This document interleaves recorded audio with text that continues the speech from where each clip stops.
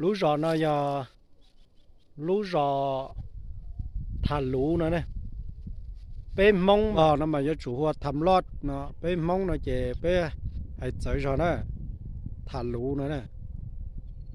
chỉ chỉ nó cũng mà lấy cho bé một sai sai trong lịch trà hậu lại tới dây giò mông này à cao hối chùa nhưng chết cơ là lú giò nó nhớ tàu vì trong cơ nhớ hối lú lỏng tia cứ hà này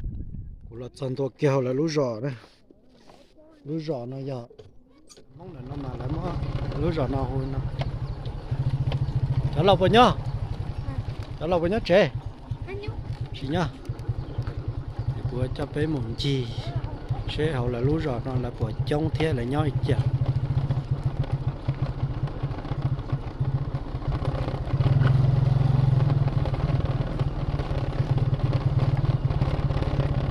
ô giờ mình trẻ tôi tạo lú trẻ ở không thế nào nó giờ ít lú trẻ mong ở chỗ nhau liền mong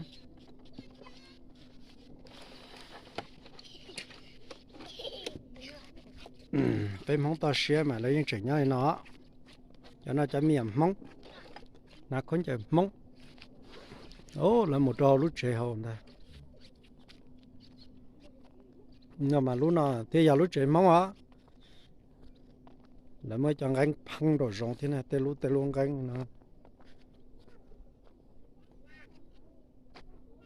ô bé mong luôn đang to xe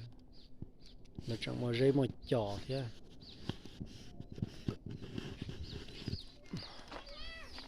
thay là lúc cú dây tận nó nên ta cú bé một sai là lúc cú dây nó tức là chỉ rõ đó nó non chơi lại món để chè nó gọi đi cho chế bột ta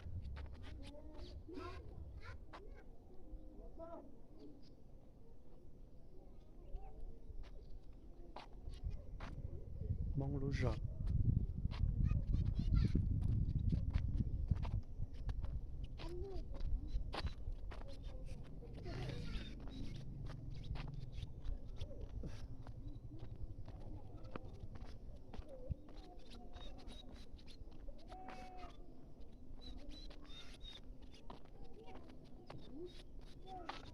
chỉ mà giờ xin nó nhiều lò này giờ mua nó bây giờ mình nông xe lại mua chơi gì bố mua cho xin nó nhớ à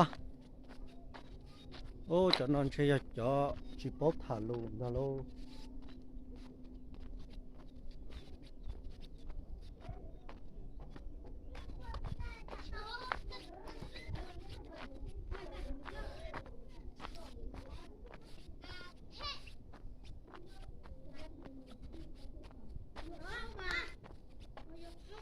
có chỗ cho xin nó nhớ trẻ à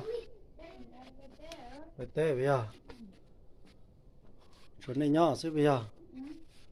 ô họ mong trẻ lên nó nữa mình nhầm mong rộp bên lù bố mà tê gì cho lâu nhất trẻ đó gì nó lấy chỉ nhất trẻ lại cho cho mình giàu xíu phải trốn đại gì nó gì nó chuối ba miệng tu nhau cho trong nó xì thản cho cái nè quá chị cho mi tu ô xì sư chị giờ nên đọc phái là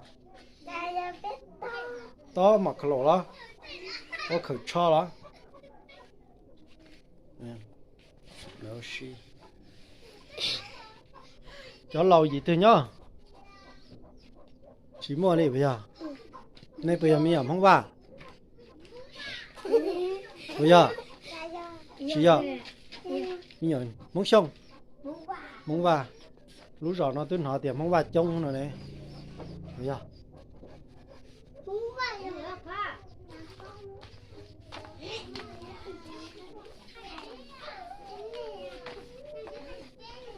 bây giờ một trò gì tận tên nào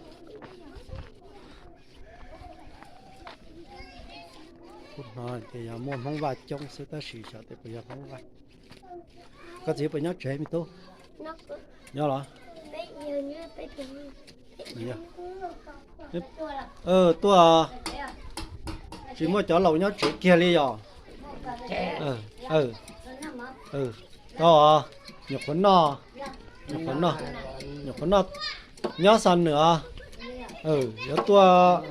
有多要有吃呢，有几，你不么？我弄的，哟，对rồi, giờ lấy chim nhà mong mua nó chỉ bữa.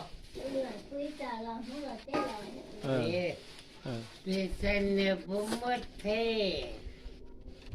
thì tôi này bố một chim mà. Anh nào là hay mua. Bây giờ, Bên mua hay ta bên này sao lại đi hay chưa bên? bây giờ, chuyện này lý thế bây giờ. Hay là bên này xin phải ăn chay. Ô, tụi mình ăn tô mệt.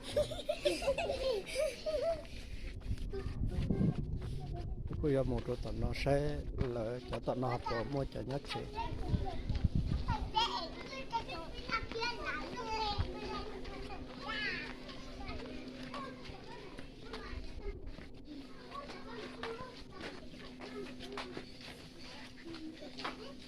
Nó là của nhau lại.